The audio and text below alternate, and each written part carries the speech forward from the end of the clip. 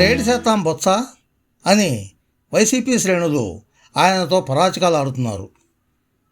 గత నెల 13న పోలింగ్ అనంతరం లండన్ ప్రయాణానికి ముందు జగన్ ఐపాక్తో సమావేశమైనారు. ఎవరూ ఊహించని విధంగా అందరూ ఆశ్చర్యపోయేలా రిజల్ట్స్ ఉంటాయని అన్నారు. ఆ సమావేశంలో ఉన్న బొత్స తర్వాత జగన్తో సమావేశమైనప్పుడు మహిళల ఓట్లు భారీగా పడ్డాయని, అయితే వారు ఎవరికి వేశారో తెలియడం లేదు అన్నారు. అయితే జగన్ ఆయనతో రాష్ట్రంలో మొత్తం ఎన్ని సీట్లు గెలుస్తున్నామో నియోజకవర్గాల వారీగా చెప్పారు.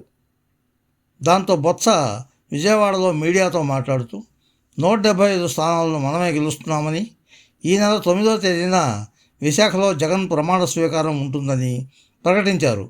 వివరాలు తర్వాత ప్రకటిస్తామని చెప్పారు. పాలనా రాజధాని విశాఖే ఉంటుందని అన్నారు. అయితే మంగళవారం ఓట్ల లెక్కింపు తర్వాత ఆయన చెప్పినవన్నీ రివర్స్ అయ్యాయి. వైసీపీ ఘోర పరాజయం పాలైంది. బొత్స, ఆయన భార్య, ఆయన తమ్ముడు కూడా పరాజితులయ్యారు. తమ కుటుంబమే ఓటమి పాలైనప్పుడు ఏకంగా 175 స్థానాలు గెలుస్తామని గొప్పలు చెప్పిన బొత్సపై మరేడు చేస్తాం అంటూ సొంత వైసీపీ శ్రేణులే ఆట పట్టిస్తున్నాయి. ఫ్రెండ్స్, ఈ వీడియో మీకు నచ్చితే లైక్ చేయండి, మీ మిత్రులకు కూడా షేర్ చేయండి.